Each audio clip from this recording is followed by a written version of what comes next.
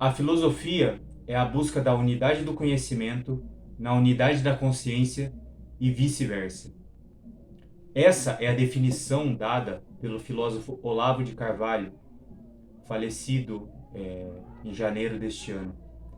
E hoje nós vamos falar sobre o livro máximo dele, que é O Jardim das Aflições. Um livro muito, muito, muito interessante. Então vamos lá, vamos falar sobre ele hoje.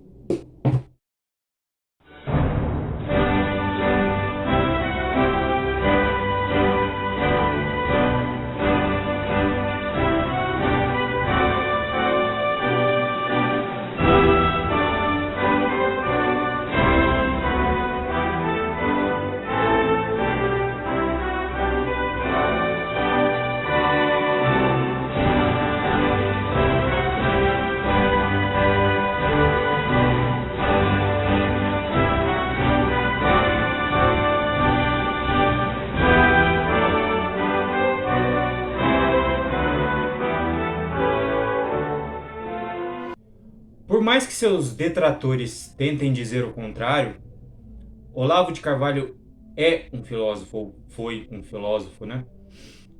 E O Jardim das Aflições é um livro de filosofia. Porque se Olavo não é um filósofo, também não é Nietzsche, Emile Cioran, Eric Voegelin e o nosso querido Mário Ferreira dos Santos, porque todos esses também não se enquadraram na ortodoxia filosófica da academia filosófica. Aliás, o Emile Cioran, que é considerado um filósofo por toda a academia, tem uma frase ótima, que ele diz que a academia é o sepulcro da verdadeira filosofia. Então, se a gente define filosofia como aquele que tem diploma apenas, então a gente está substituindo o verdadeiro fazer filosofia, que é você tentar pensar a realidade e as coisas que nos circundam e a articulação entre elas, do mero título acadêmico.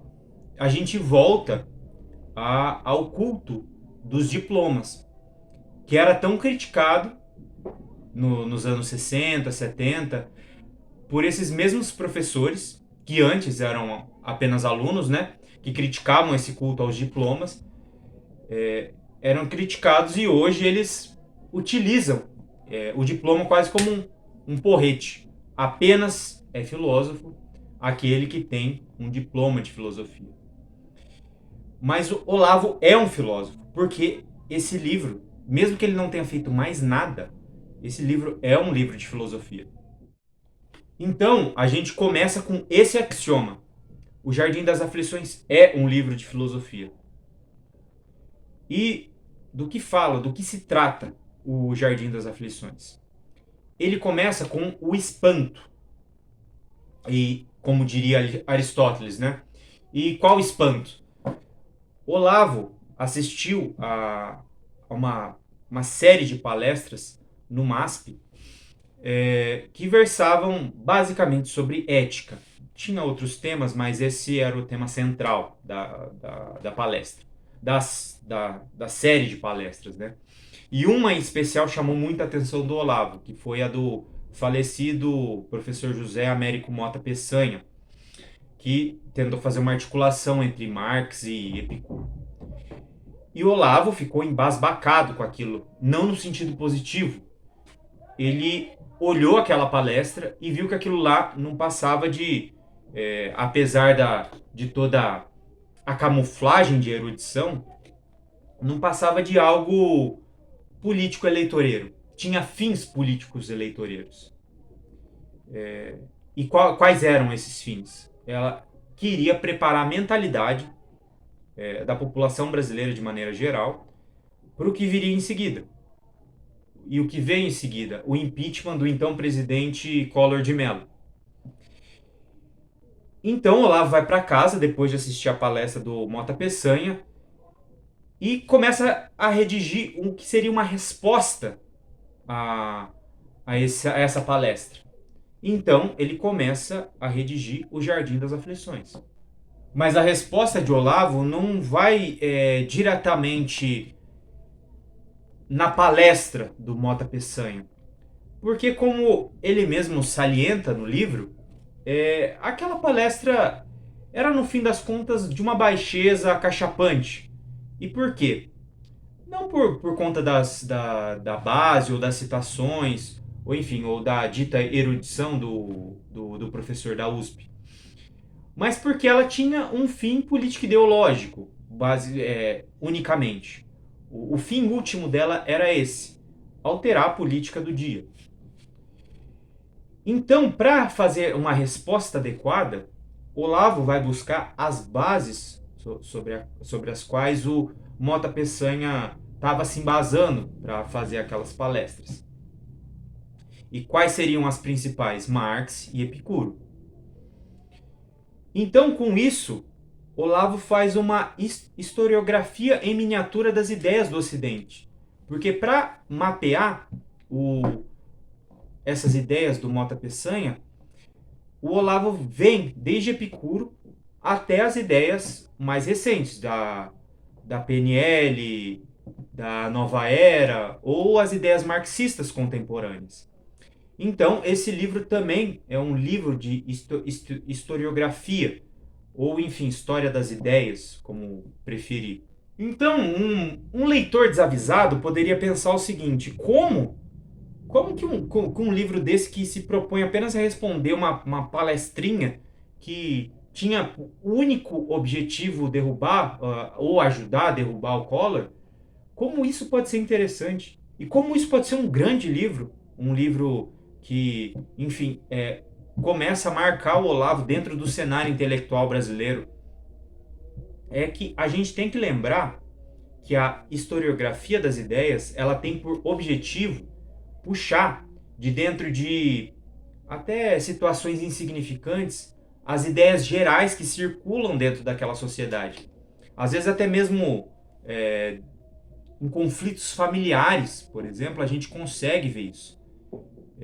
A gente consegue ver isso, por exemplo, num romance como o do Tio Vânia, que a gente falou sobre ele nos vídeos passados, que é um conflito familiar no interior da Rússia, e a gente consegue ver se movimentar ideias muito profundas que estavam ali na sociedade russa. Então, através da palestra do Mota Peçanha, o Olavo consegue puxar as ideias, a base filosófica que está circulando na sociedade brasileira.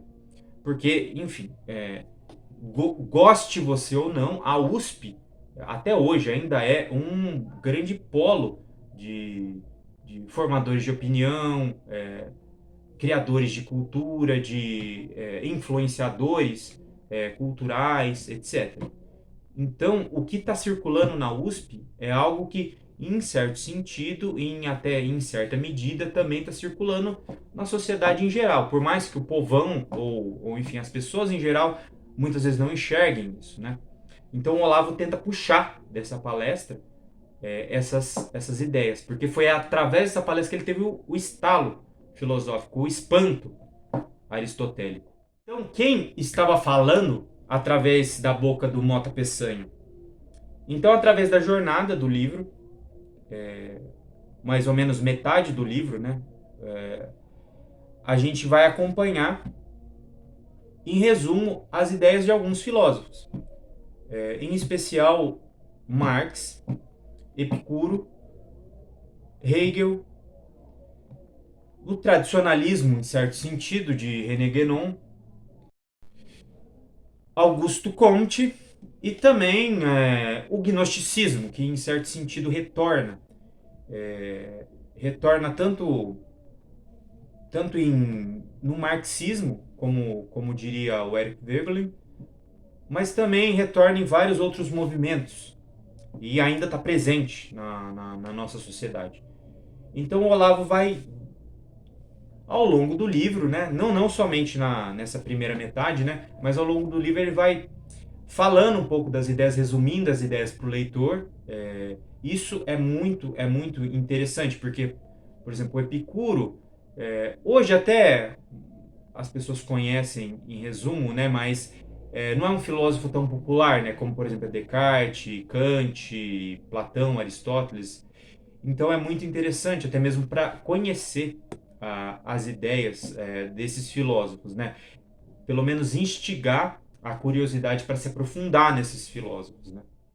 Então, com Epicuro, a gente vê a filosofia do recuo para o jardim de Epicuro, que é um jardim onde as pessoas se afastam da polis, se afastam do, do burburinho e das discussões da cidade e vão apenas se deleitar com os próprios pensamentos, com os pensamentos bons, por assim dizer. Até mesmo os prazeres são, em certa medida, rejeitados por Epicuro, porque os prazeres são evanescentes e, enfim, após o prazer sempre vem, é, em alguma medida, uma desilusão, uma dor, uma frustração. Então, é melhor até evitar também os prazeres e sim ficar pensando em coisas boas, agradáveis. E esse é o jardim de Epicuro, o jardim do evasionismo, da evasão da realidade para uma espécie de deleite mental apenas. Qualquer semelhança com o mundo de hoje, onde as pessoas tentam se, enfim, buscar um certo evasão do convívio com as pessoas, que fala que as pessoas são tóxicas ou que o ser humano é horrível, quando ela própria não vê o quão horrível ela mesma é, né? É mera coincidência.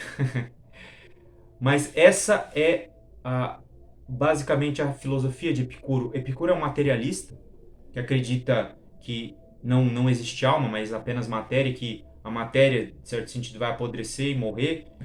Então é melhor, enquanto a gente está nessa existência, continuar afastado e pensando em coisas agradáveis, né? Por isso o título desse livro. Ao invés de O Jardim de Delícias ou O Jardim de Epicuro, Olavo vê nisso uma coisa horrorosa. Esse afastamento do sujeito da realidade. Isso seria um jardim de aflições, não um jardim de delícias. E aí também a gente tem uma boa parte do livro falando sobre Karl Marx. Com Karl Marx a gente vê em certo sentido, a aplicação do sentido da história de Hegel, que o sentido da história para Marx é o socialismo ou o comunismo, que a história aponta para isso, segundo Marx. Que os trabalhadores, o proletariado, os despossuídos, vão gradativamente tomando consciência, com a ajuda, enfim, também dos intelectuais, né? Tomando consciência da sua condição de classe, da sua condição de oprimido, e então, de mais dia ou menos dia, o proletariado, os trabalhadores vão se levantar contra os seus opressores, ou seja, contra os grandes capitalistas e o grande capital. Derrubar isso e fazer uma espécie de Éden na Terra. Isso é bem resumido a filosofia de Marx, né? Não tô nem falando sobre o grande tratado dele, que é o Capital, né? Que aí é outra história mais específico relacionada à economia, né? Onde ele faz uma longa análise sobre isso. Mas o que é interessante nisso tudo é que o Marx ele bebe do Hegel e tenta transformar, modificar o que seria o socialismo, o pensamento socialista da época, para encaixar na filosofia de Hegel, na filosofia da história de Hegel.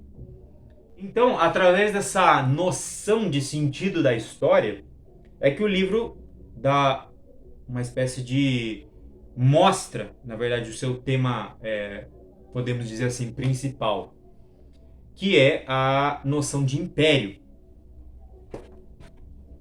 Que para o Olavo, o Ocidente, nos últimos 2000 anos, tem trazido isso, que é a tentativa de levantar novamente uma espécie de império mundial, que foi perdido pelo Império Romano.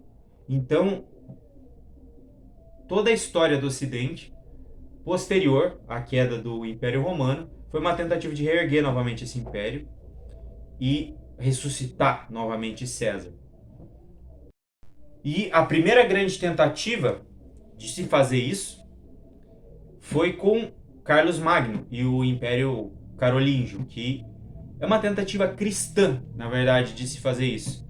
E até Olavo salienta que é a partir daí que o cristianismo, de certa forma, começou a se afastar do seu princípio original, do que tentavam fazer os pais da igreja, né? Porque acaba tendo uma simbiose entre igreja e Estado, principalmente nesse período do Império Carolíngio. Mas o Império, em certo sentido, o Império de Carlos Magno morre junto com ele. E aí essa ideia, essa sanha, esse afã de reconstruir o Império vai surgir fortemente depois com os Estados nacionais. Então cada rei das suas nações era um pequeno imperador que tentava conquistar todo mundo conhecido. Nós vemos isso com Portugal, nós vemos isso com Espanha, nós vemos isso com a França novamente, vemos isso com a Inglaterra. A Alemanha depois surgiu muito tardiamente nisso, né? Principalmente com esses 4, mas a Holanda também. A Holanda tentou também. Então todos esses tentam reerguer o império. E com isso também começa a se ter uma espécie de afastamento da igreja gradativamente, com o que seria, por assim dizer, o fundamento espiritual do império. O império gradativamente vai começando já a se laicizar, um processo que só vai se completar com o último império até então, que é o Império Americano, que é o império maçom e laico ao mesmo tempo. Por mais que seja maçom, porque não que seja religiosamente maçônico, né? Mas os fundadores desse novo império eram maçons. E a maçonaria dentro do Ocidente, ao menos se a gente for observar no Brasil e nos Estados Unidos, mas no Brasil é bem curioso isso. A maçonaria está bem presente. Desde do Império de Pedro II, a maçonaria, desde o Pedro I, né? Mas no Império do Pedro II, a maçonaria domina completamente a vida política do Brasil. E não houve presidente no Brasil que não tivesse, por assim dizer, o aval de pelo menos uma parte da maçonaria. Ou também não tivesse pessoalmente algum maçônico envolvido com o governo. Se a gente for pensar, só dos mais recentes, o vice-presidente do Lula era membro da maçonaria, o da Dilma, o Michel Temer, se não me engano, é 33º grau da maçonaria. O Mourão, vice-presidente do Bolsonaro, é maçônico, 33º grau. O que isso quer dizer? Isso quer dizer simplesmente que a maçonaria está dentro da política e domina a política, porque muitos deles têm muito dinheiro também. Apenas isso, não tem nada de teoria conspiratória espiritual, que eles são satânicos e vão e sacrificam criancinhas, né? E também o Olavo, nesse livro, o que ele fala é basicamente isso. Tem uma classe, como se fosse uma nova classe sacerdotal, que é a classe dos governantes, a classe dos burocratas, a classe política do alto escalão. E muitos deles são maçônicos. O que antes era o clero, hoje é um clero laico, a burocracia estatal. Ela é o novo clero. E aí que surge o conceito de religião civil, por assim dizer. Os governos laicos, eles não têm religião. E por isso eles podem ser o juiz de toda a religião. E as leis, elas são superiores à moral religiosa. Então, por mais que a pessoa tenha uma religião em particular, professa essa religião, isso no fim das contas, pro novo império, pro império americano que surgiu e se espalhou pelo Ocidente, todo o modelo americano, e não é o modelo cristão e conservador como tem no interior dos Estados Unidos, mas é um outro modelo, um modelo laico, um modelo onde as pessoas devem ganhar dinheiro e ser felizes, as pessoas elas devem respeitar as leis e a religião é mais questão de opinião dela. Esse é o modelo que impera. Esse é o modelo do novo César, que não tem muito bem um rosto, é mais um sistema. Um sistema do novo império, por assim dizer. Quanto tempo esse império vai surgir? Não dá para saber. Olavo também não fala nesse livro, ele apenas. O esforço dele é de descrever a realidade e tentar mais ou menos articular o que está acontecendo no mundo. E essa é a tese dele. A tese de que o Ocidente, ele não diz que isso é uma constante histórica, isso é muito importante, isso não é uma constante da história, mas é uma característica que está presente no Ocidente nos últimos milênios, nos últimos 2 milênios. Essa tentativa de um império mundial, de um império centralizado. Isso pode acabar daqui a algum tempo, se um outro tipo de império, enfim, um novo modelo de civilização surgir.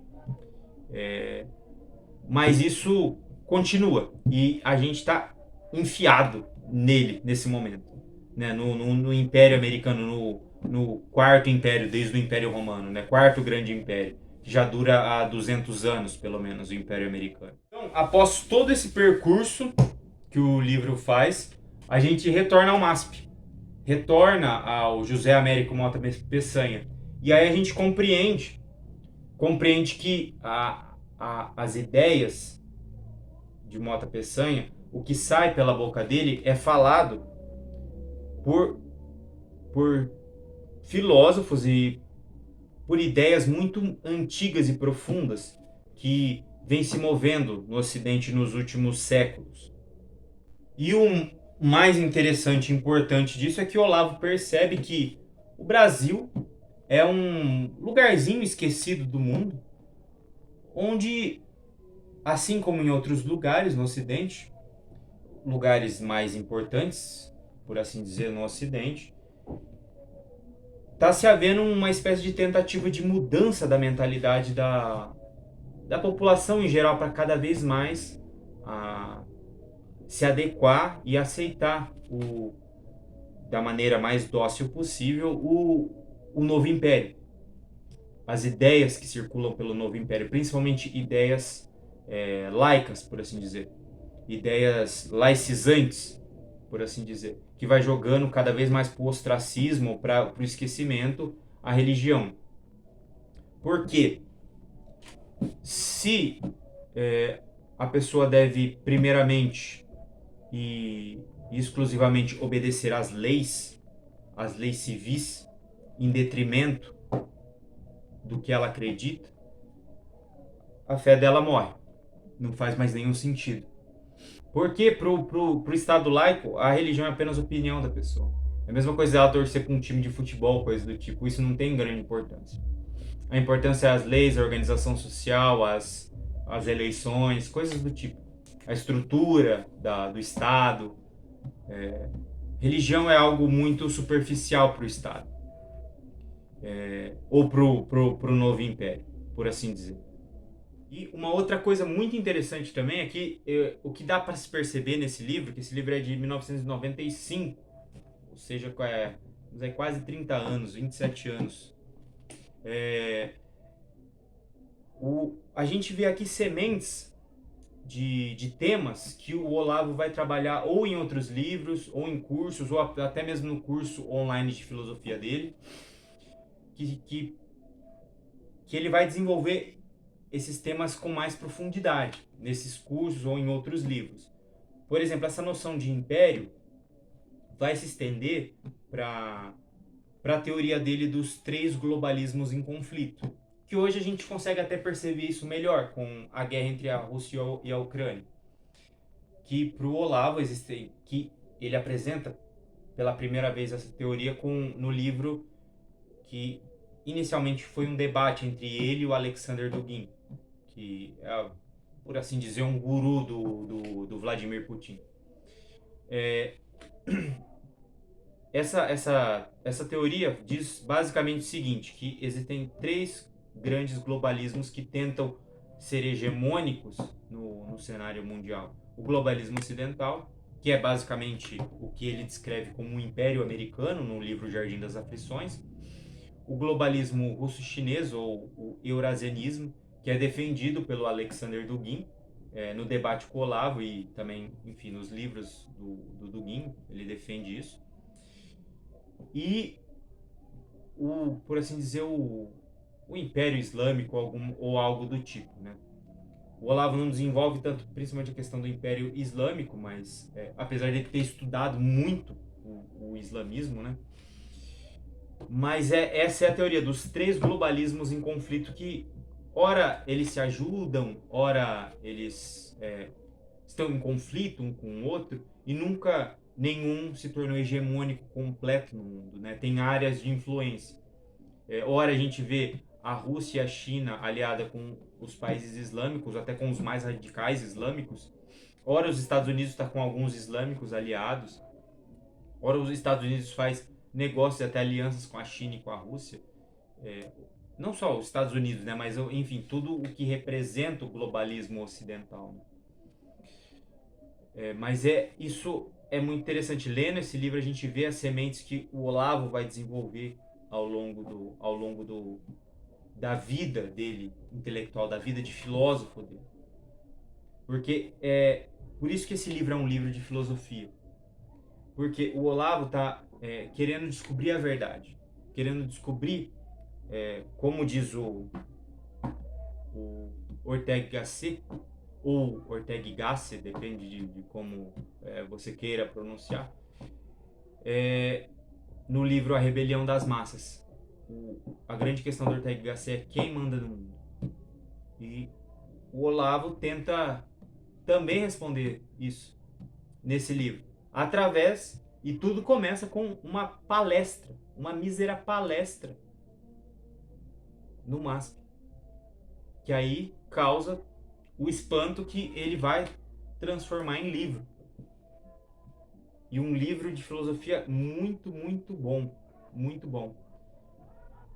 Porque muitas vezes a gente está acostumado com, por exemplo, filosofia analítica, que parte cabelo em quatro, pega um pequeno problema e tenta destrinchar ele em todos os seus aspectos.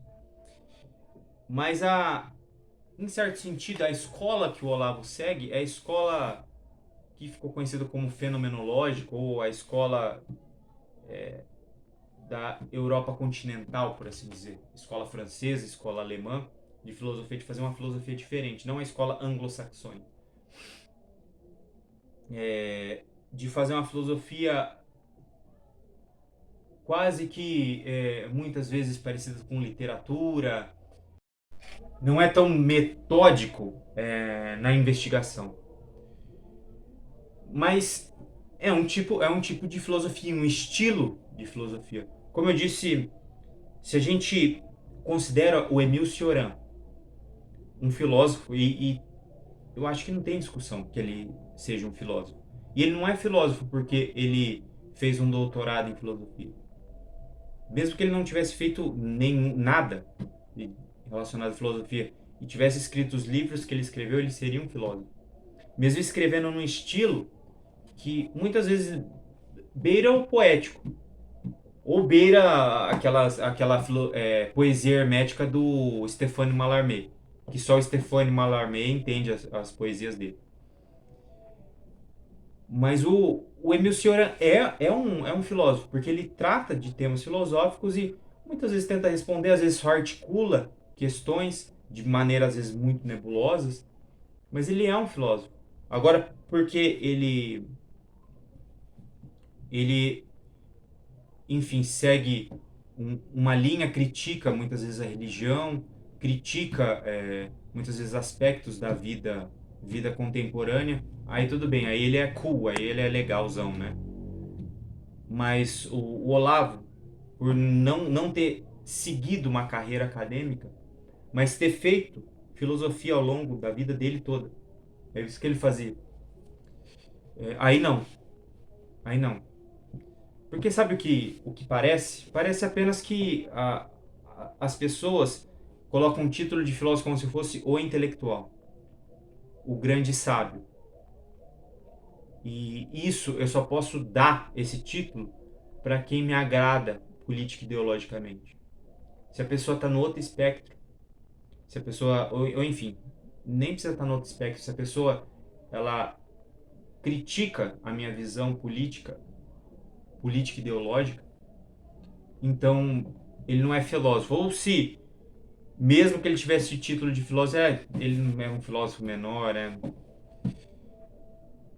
a gente tem que entender o quanto o Brasil não teve que cair culturalmente, intelectualmente, para ficar com esse tipo de picuinha.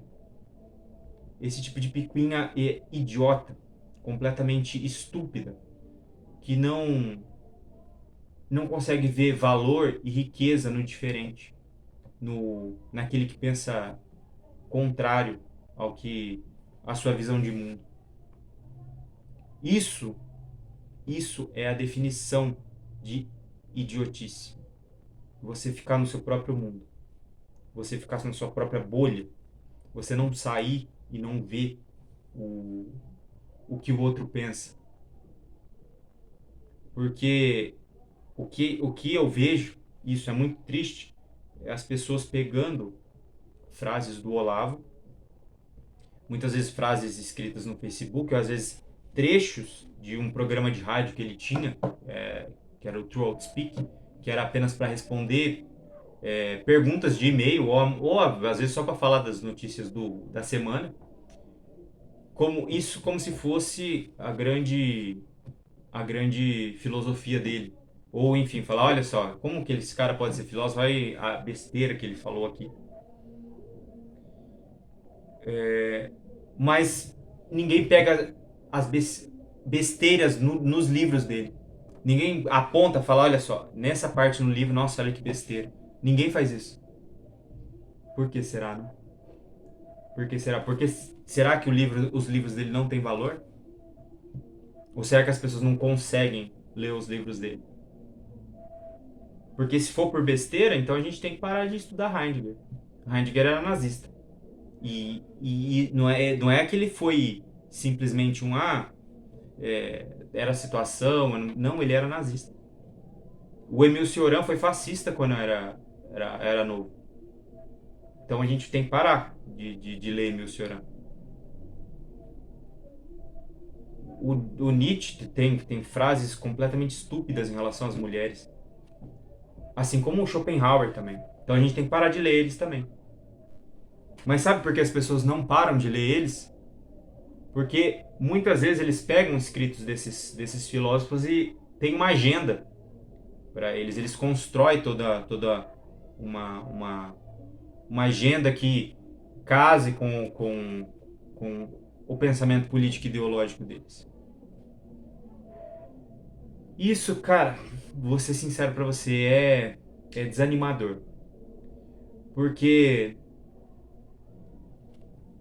a gente vê, e isso também é um mérito do Olavo, a gente vê que muitos autores não são mais citados dentro da universidade. Por exemplo, o Otto Maria Carpo. O Otto Maria Carpo, que no final da vida foi um cara de esquerda, um cara do Partido Comunista. Ou, enfim, que era apoiado pelo Partido Comunista, que seja. Isso não é importante. O Otto Maria Carpo foi completamente esquecido. Não era mais falado pela esquerda. E o Olavo teve que falar sobre ele para ele voltar na pauta. Voltar a ser, pô, olha só, o Otto Maria Carpo tem valor. E muitos outros autores conservadores lá de lá de fora, dos Estados Unidos, da Inglaterra, da França, simplesmente não eram mencionados aqui no Brasil. As pessoas nem sabiam onde procurar. E aí dava uma impressão de que, meu Deus, a intelectualidade é só de esquerda. Só existe a esquerda. Então, ser de esquerda é ser um intelectual. Ser de direita é ser um idiota, reacionário, um cara que não lê nada. Dava essa impressão. Porque se você não fala sobre os livros, ou se você joga no ostracismo quem pensa diferente de você, então dá essa impressão. E é até interessante essa questão política do Olavo, ele falou que só trouxe os autores de direita porque eles não estavam aqui no Brasil. E ele diz, para ter uma democracia tem que ter direita e esquerda, né? Só tinha a esquerda. O pensamento da direita só estava meio difuso dentro da população. Não tinha uma bibliografia de direita. E ele mesmo disse, se fosse o contrário, se tivesse a direita dominando e eles não trouxessem ou escondessem grandes autores de esquerda, eu os traria. Mas, cara, no Brasil parece que a paixão, ela supera qualquer coisa. Então, se você é apaixonado ou tem um certo pensamento ideológico, acabou. Acabou. Você só vai pensar naquilo, só vai ler aquilo, você vai ficar naquilo para sempre. Você, em suma, vai ser um eterno idiota. Mas é isso. Eu recomendo, principalmente se você não gosta do Olavo, se você sempre cai naqueles chavões das pessoas que criticam o Olavo, sempre usando os mesmos chavões, criando os mesmos espantalhos, que você pegue e leia O Jardim das Aflições. Que, aliás, O Jardim das Aflições faz parte de uma trilogia que vem desde a Nova Era e a Revolução Cultural, O Jardim das Aflições, e finaliza com, digamos assim, uma análise sociológica do pensamento da intelectualidade brasileira, que é O Imbecil Coletivo. Esses 3 livros é interessante ler na sequência, que aí você tem um panorama geral do que seria, de onde o Brasil está inserido e qual que é o tamanho do problema. Mas é um livro que eu recomendo que todos leiam, porque o Olavo foi um grande intelectual brasileiro. E se ele fosse de esquerda, continuaria sendo um grande intelectual brasileiro. Isso independe isso é super ideológico. Tá bom? O vídeo de hoje é esse. Até a próxima.